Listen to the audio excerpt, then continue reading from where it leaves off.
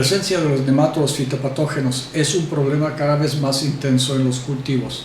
Por ejemplo, la heterodera, formador de quistes en la zanahoria o en la soya, el nematodo dorado globodera en papa, tomate, berenjena, pero sobre todo meloidógine, nematodo de agallas que afecta a cientos cultivos diferentes, son los que más, afectan. El daño mecánico directo causado por los nemátodos mientras se alimentan es relativamente pequeño.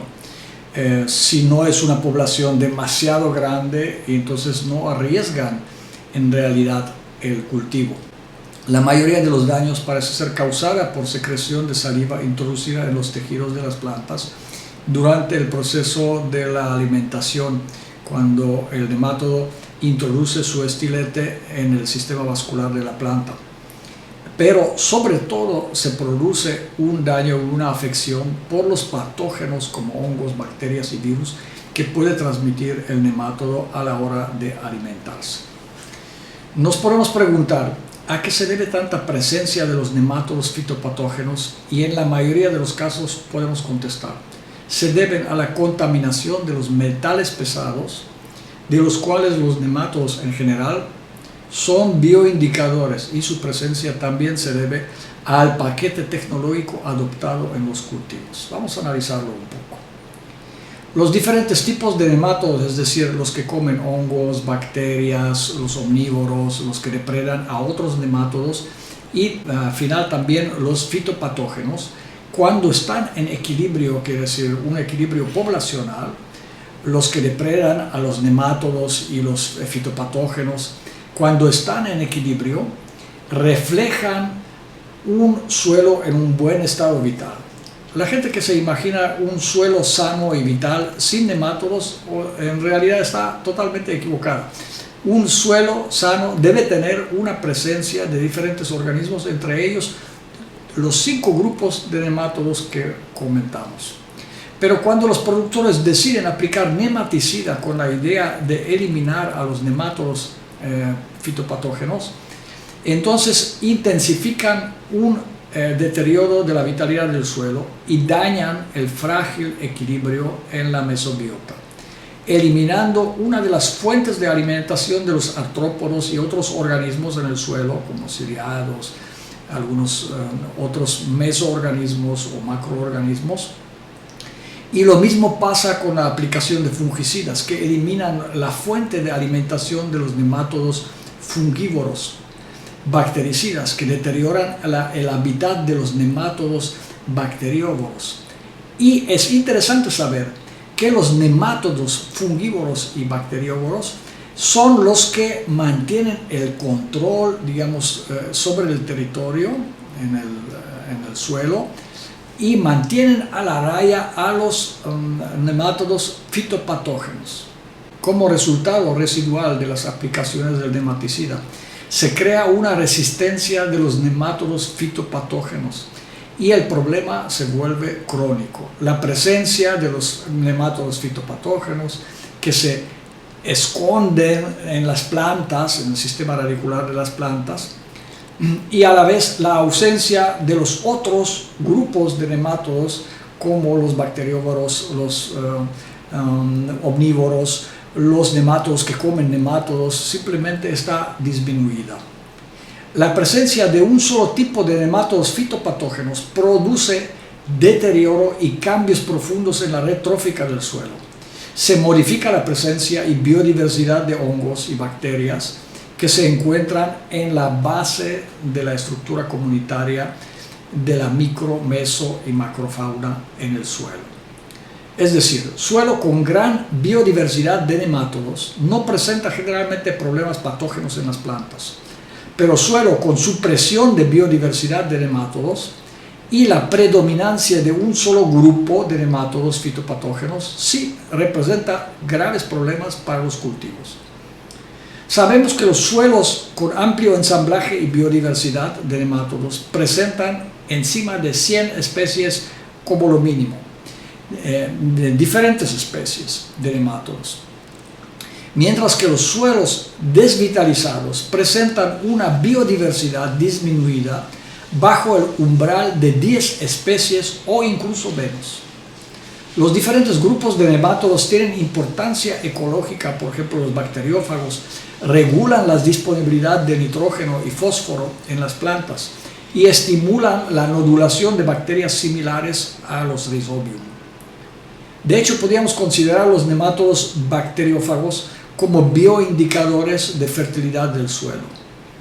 Los grupos de nemátodos más afectados por los disturbios en los suelos, por ejemplo, por la inversión de estratos, trituración del suelo, aplicación de agrotóxicos, son los bacteriófagos, fungófagos, omnívoros y los nematófagos. 4 grupos de nemátodos de suma importancia para un suelo fértil. La aplicación de amonia diezma a la biodiversidad conectada de las poblaciones de nemátodos, pero también la aplicación excesiva de lixiviados de lombriz, llámese vermicomposta. Aunque estas aplicaciones son vistas como una herramienta ecológica benéfica, frecuentemente usada en la agricultura orgánica basada en insumos, en la holomepatía es considerada como un desestructurante de las comunidades mesobióticas en el suelo cuando se aplica en demasiada cantidad. La idea sobresimplificada del Soil Food Web, por un lado, introdujo interés de los agricultores en la micro, meso y macrobiota en el suelo. Los agricultores de repente descubrieron que había organismos vivos que podían beneficiar, digamos, la salud de sus plantas y de sus cultivos. Pero por otro lado, redujo la convivencia de los organismos en el concepto como se presentó a la depredación de unos por otros. Es decir, si la depredación fuera realmente tan efectiva, entonces extinguiría la vida en el suelo y conduciría a la muerte de los depredados y sobrevivencia solamente de unos cuantos superdepredadores. No todas las relaciones del suelo se basan en el hecho de convertirse en comida de los demás o depredar a los demás. Podemos decir que la mayoría de las relaciones en el suelo son de colaboración y mutualismo, y solo relativamente una pequeña proporción termina en la depredación. La inmensa mayoría de las relaciones de los organismos en el suelo se rigen no por hambre o depredación desmedida, o tampoco por una especie de lucha darwiniana por sobrevivencia de los más fuertes, sino por sutiles relaciones dirigidas por semioquímicos, compuestos orgánicos, volátiles, microbianos y metabolitos secundarios de las plantas. Las interpretaciones de esos compuestos por cada uno de los organismos vivos participantes en el suelo son los que en realidad regulan su ferocidad o su hambre o su colaboración o convivencialidad y forman verdaderas comunidades armónicas e interdependientes, donde la depredación o las relaciones tróficas forman solamente una, digamos, tercera parte de la vida en el suelo. La similaridad metabólica, o dicho de otra manera, la coincidencia parcial de los señales bioquímicos entre los diferentes reinos, familias o especies, son los que determinan la velocidad de multiplicación, agresividad o convivencialidad de los miembros del mundo edáfico. Mientras que el Soil Food Web sugiere un mundo donde predominan unos que se comen a otros y a su vez terminan siendo devorados por otros depredadores de siguiente nivel trófico, la realidad en el suelo es mucho más armónica y colaborativa, confluyendo en una especie de quorum sensing regido por mutualismo, por depredación ritualizada, por nichos de oportunidad diferenciados, dirigidos todos ellos por sutiles intercambios de señales eléctricas, bioquímicas, físicas, para delimitar los nichos o los ámbitos de alta vitalidad o territorios de colaboración llamados atractores, y a su vez los lugares deprimidos en la vitalidad son llamados decúbitos. Mientras que una parte de los organismos del suelo definitivamente viven la mala suerte, por decirlo de alguna manera, la mala suerte llamada Soil Food Web, es que es una realidad necesaria. Otra parte simplemente no se convierte en comida de nadie. Y sí reciclan y disponibilizan los nutrientes para las plantas y otros organismos vivos.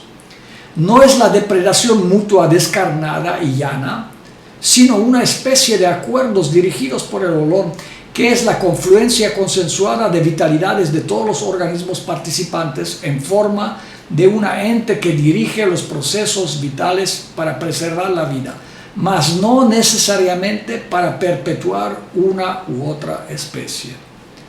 Entender este principio permite emitir algunos de los sutiles señales en forma de preparados homeopáticos y a partir de unas partes del olor modificar algunos procesos dentro de la biota rizoedáfica y hacerlo de manera rápida, suave y permanente, como lo narra Hahnemann en el Organon de la Medicina.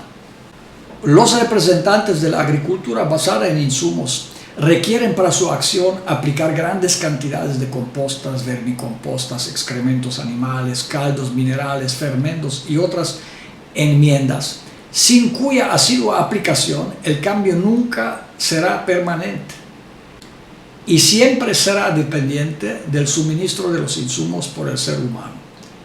La holomeopatía, en cambio, realiza sus intervenciones en base de bionosores vivos y preparados homeopáticos de plantas, animales vivientes en el olón, produciendo un cambio sistémico permanente en el olón, es decir, una vez introducido este cambio no requerirá insumo externo alguno para permanecer estable y nutrir correctamente todos los participantes del olón, incluyendo los cultivos, o incluso para evolucionar a los siguientes peldaños del desarrollo vital del olón.